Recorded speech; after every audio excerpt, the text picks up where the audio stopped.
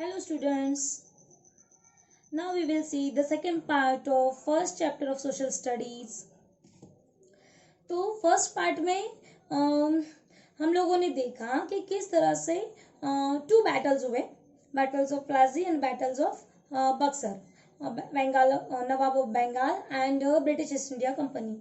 Then और वो दोनों भी जो बैटल थे वो ब्रिटिश ईस्ट इंडिया कंपनी जो थी वो उसमें विनर थी, मतलब वो जीती थी।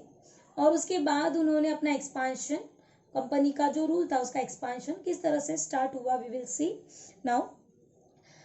Next, expansion of the company rule. The English government passed a regulating act in 1773, according to which the governor of Bengal was made the governor general, and all the trade and political activities for the company were brought under his direct control. The Mumbai Madras governor and his council were brought under him. Thus, Warren Hastings became the first governor general of India during his tenure.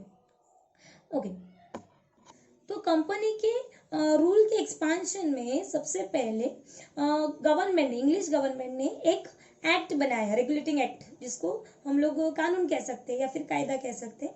तो वो act उन्होंने 1773 में बनाया। According to that वो एक governor general appoint करेंगे। तो उसमें भी उन्होंने एक काउंसिल बुलाई, और जिसमें मुंबई मद्रास गवर्नर की एक काउंसिल बुलाई, जिसमें उन्होंने सबसे पहला ब्रिटिश ईस्ट इंडिया कंपनी का जो वॉरेन हेस्टिंग्स जो थे वो फर्स्ट गवर्नर जनरल बने। And during his tenure the first Maratha war and the second Mysore war with Hyder Ali of Mysore was waged. The problem for the East India Company increased became it had to face both the powers simultaneously. तो Warren Hastings जो first governor general बने, उनके period में, उनके tenure में, मतलब कालावधि में दो वार, एक फर्स्ट मराठा वार और दूसरा मैसूर वार, जो हैदर अली जो टीपू सुल्तान के फादर थे, पिताजी थे, उनके साथ ये दो वार उन्होंने की। Then the problem for the East India Company, तो ईस्ट इंडिया कंपनी को इन दोनों वॉर में, दोनों युद्ध में बहुत ज्यादा कठिनाइयों का सामना, मतलब उनको बहुत ज्यादा परेशानी होने लगी, because had to face both the power simultaneously. और उसके अलावा जो उनके खिलाफ जो मराठास एंड जो मैसूर के जो हैदर अली थे वो बहुत ही स्ट्रॉन्ग थे। Then Cornwallis took over as governor general after Warren Hasting. तो इस तरह से वॉरेन हेस्टिंग के बाद सेकेंड गवर्नर जनरल जो इंडिया के बने वो थे Cornwallis. During the tenure of Cornwallis, the third Mysore War took place with the Tipu Sultan, famously known as the Tiger of Mysore. The company had to join hands with the Marathas and the Nizams to defeat the Tipu Sultan. Tipu could not win against the combined forces and had to accept the treaty. तो जब Cornwallis governor general बने, उसके बाद third Mysore वार जो टीपू सुल्तान के साथ हुआ, British East India company का, और टीपू सुल्तान जो मैसूर के टाइगर, मतलब मैसूर के शेर के नाम से जाने जाते हैं, उन्होंने उनके खिलाफ कंपनी ने क्या किया, जो मराठास और जो निजाम थे जो हारे हुए थे उनके साथ वो ज्वाइन हुए। एंड उनके साथ ज्वाइन होकर कंपनी ने टीपू सुल्तान को हरा दिया, मतलब टीपू सुल्तान हार गए। और फाइनली टीपू सुल्तान जो अगेंस्ट थे, ब्रिटिश ईस्ट इंडिया कंपनी की ट्रीटीज के खिलाफ थे, उनको वो ट्रीटीज क्या करनी पड़ी, उसका स्वीकार करना पड़ा, मतलब उनको एक्सेप्ट करनी पड़ी, क्योंकि ट्रीटी मतलब एक तरह का समझौता जो ब्रिटिश ईस्ट इंडिया कंपनी के साथ किया जाता था। After Cornwallis, Sir John Shore became the Governor General. Due to some rigid policies adopted by him, the East India Company's fame declined and Marathas became stronger. तो Cornwallis के बाद जो next governor general बने sir John Shore, then but उनकी जो policies थी वो बहुत ही रिजिड थी, जिसकी वजह से जो ईस्ट इंडिया कंपनी का फेम जो था वो डिक्लाइन हुआ और मराठास जो स्ट्रॉन्गर बने। Then so governor general Wellesley who became after John Shore got the responsibility of making the company supreme in India. तो उसके बाद गवर्नर जनरल बने जो थे वेलेस्ली, उन पर पूरी जिम्मेदारी कि कंपनी का जो रूल है उसको सुप्रीम बनाने के लिए पूरी जो जिम्मेदारी थी वो वेलेस्ली पे आ गई। For this Wellesley introduce the subsidiary alliance system. तो उन्होंने एक पॉलिसी इंट्रोड्यूस की जिसका नाम था सब्सिडियरी अलायंस सिस्टम। उसकी कुछ टर्म्स एंड कंडीशंस थी और कौन से स्टेट के लिए ये जो पॉलिसी अडॉप्ट की जाएगी वो हम लोग नीचे देखेंगे। Terms and conditions of subsidiary alliance system. The army trained by the East India Company government will be provided to the state that accept the system. तो एक ईस्ट इंडिया कंपनी के थ्रू जो गवर्नमेंट जिस state को ये subsidiary alliance policy जो लागू होती थी उन सबको एक आर्मी जो ट्रेन्ड आर्मी होती है वो दी जाती थी। In return, the state accepting the system will provide for the army or give away province। और उस आर्मी को जो भी सैलरी दी जाती थी वो कौन देगा, तो वो स्टेट देगा with equivalent income to the British. मतलब ये सारी जो इनकम है वो कहा जाएगी ब्रिटिशर्स के under. Then without the permission of the company the state will not wage war और sign treaty with other states. और कंपनी के परमिशन के बिना कोई भी स्टेट किसी भी तरह का जो वेज या फिर किसी भी तरह का इकोनॉमिकली जो डिसीजन होता है या किसी भी तरह का जो ट्रीटी वो अदर स्टेट के साथ नहीं कर सकते हैं। There will be one English representative in the state assembly. State assembly में एक इंग्लिश रिप्रेजेंटेटिव मतलब उनका एक मेंबर होगा ही। Then other foreigners not to be employed in the state. और उसके अलावा कोई भी जो फॉरेनर विदेश से जो आता है वो उस स्टेट में एम्प्लॉय या फिर उसको किसी भी तरह का एम्प्लॉयमेंट वहाँ पे नहीं मिल सकता। और ये जिस स्टेट के लिए ये जो रूल्स या टर्म्स एंड कंडीशंस जो लागू थे वो थे Nizam, Mysore, Awadh, Gaekwad, Scindia, Bhonsle and Holkar. This system was like a sweet poison. By implementing this system, Wellesley annexed many provinces and expanded the rule of the East India Company.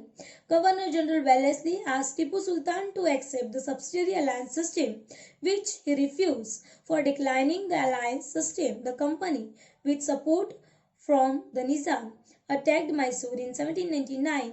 During this fourth Mysore war, Tipu lost his life while fighting against the British. तो ये जो system था subsidiary alliance system वो एक तरह का sweet poison था कि मतलब ये बनाया गया था कि ऐसा कहकर बनाया गया था कि इंडिया के रिफॉर्म के लिए है। जो भी उनको आर्मी ग्रुप दिया जाएगा या फिर जो भी उनके टर्म्स एंड कंडीशंस थी तो ये एक तरह का स्वीट पॉइजन था। और उसके अलावा वेलेस्ली ने इस सिस्टम के दौरान बहुत से ऐसे जो प्रोविंस थे जो इंडिया के प्रांत थे उस पर अपना कब्जा कर दिया और उसको एक्सपांड भी किया, उसका विस्तार भी किया। देन जो गवर्नर जनरल थे वेलेस्ली उन्होंने टीपू सुल्तान को भी ये जो सब्सिडियरी अलायंस पॉलिसी थी वो उसकी डिमांड टीपू सुल्तान से भी की थी, लेकिन उन्होंने उसको रिफ्यूज किया, मतलब अमान्य कर दिया, स्वीकार नहीं किया। For declining the alliance system the company with support from the Nizam. और जो टीपू सुल्तान ने जो वो प्रपोजल जिसको रिफ्यूज किया था सब्सिडियरी अलायंस पॉलिसी का, जिसकी वजह से कंपनी ने निजाम की सहायता से निजाम से हेल्प लेकर मैसूर पे अटैक किया 1799 में। और उस वॉर में टीपू सुल्तान जो थे वो उनकी डेथ हो गई थी और ब्रिटिशर्स के अगेंस्ट लड़ते लड़ते उनकी मौत हो गई थी। After Wellesley Hastings came to India as governor general he wages war with Nepal and made the Gurkhas to join the army. Hastings fought a battle with the Pindaras and took control over them. With the Third Maratha War, the supremacy of the company was established. तो Wellesley के बाद जो Hastings फिर से जो governor general बने उन्होंने नेपाल में जो वॉर किया उसके थ्रू उन्होंने गुरखास जो थे उन्होंने गुरखास को अपनी आर्मी में शामिल किया। उसके बाद हेस्टिंग ने पिंडारास जो थे उन पर भी अपना कब्जा कर लिया। Then with the third Maratha war the supremacy of the company was establish. और थर्ड मराठा वॉर के बाद कंपनी की जो सुप्रीमेसी थी, मतलब सुपर पावर, जो बहुत से टेरिटरीज पे अपना कब्जा उन्होंने पा लिया था। In comparison of the earlier governor general William Bentinck is known as the liberal governor general. Bentinck believed that the dissatisfaction in different states due to the imperialist policy adopted by the previous governor general could not bring about any unity, so he was very liberal in his deeds. उसके बाद जो governor general बने William Bentinck, जो बहुत ही liberal मतलब उदारवादी माने जाते थे, उनकी तुलना मतलब पहले जितने भी गवर्नर जनरल थे उनकी तुलना में जो भी डिससेटिस्फैक्शन था, तो जो विलियम बेंटिक थे वो बहुत ही उदारवादी थे और उन्होंने ऐसी ऐसी पॉलिसी अडॉप्ट की जिसके थ्रू उन्होंने सोचा कि अगर डिससेटिस्फैक्शन की वजह से उन लोगों में यूनिटी आ गई तो वो ब्रिटिशर्स के क्या हो जाएंगे, खिलाफ हो जाएंगे। ठीक है। Then Dalhousie came to India as the Governor General in 1848. He was a fierce imperialist. Dalhousie adopted the policy of annexation. तो annexation पॉलिसी जो डलहौजी उसके बाद जो गवर्नर जनरल बने 1848 में, तो उन्होंने एक पॉलिसी अपनाई थी अनेक्सेशन मतलब क्या कि हड़प लेना, मतलब हर टेरिटरीज पे अपना वो कब्जा कर रहे थे। Then expansion of the company and British imperialism in India. Then Dalhousie policy of annexation, तो अनेक्सेशन के अलग अलग मतलब पॉलिसीज थी जिसके थ्रू वो अलग अलग टेरिटरीज पे अपना कब्जा करते थे। Annexation by war, then annexation due to the king dying without heir, annexation on a pretext of mismanagement, annexation on pretext of debt collection, annexation to end a namesake rule। तो bye war मतलब वो युद्ध करके भी किसी भी territories पे अपना कब्जा कर लेते थे। उसके बाद उनकी जो एक पॉलिसी थी कि अगर किसी राजा का अगर कोई नेचुरल हेयर से अगर कोई मतलब उनका जो उत्तराधिकारी नहीं है तो उन सब पे अपना कब्जा वो डायरेक्टली वो पूरा जो थ्रोन है जो वो राजगद्दी वो पूरी तरह से कहा जाएगी ब्रिटिशर्स के अंडर जाएगी।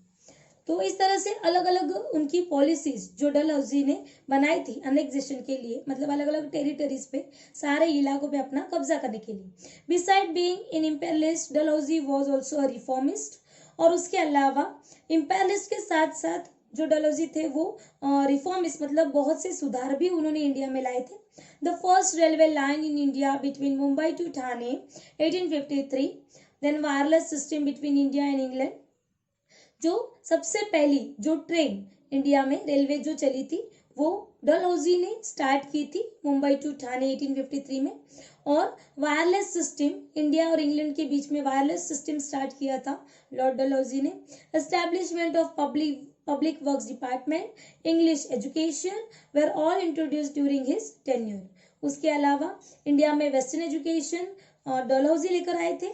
ही pass laws to ban child marriage and advocated widow remarriage, और उसके अलावा उनके ही रिफॉर्म्स में उन्होंने कुछ ऐसे भी सुधार लाए थे जो हमारी रूढ़ी परंपराएं है, जो चाइल्ड मैरिज उस पर उन्होंने बैन किया था, बाल विवाह जो होता है, और उसके अलावा उन्होंने विडो रीमैरिज एडवोकेट किया। तो उसके ब्याह में उन्होंने क्या किया था, विधवा का पुनर्विवाह उन्होंने ये एक्ट उन्होंने बनाया था।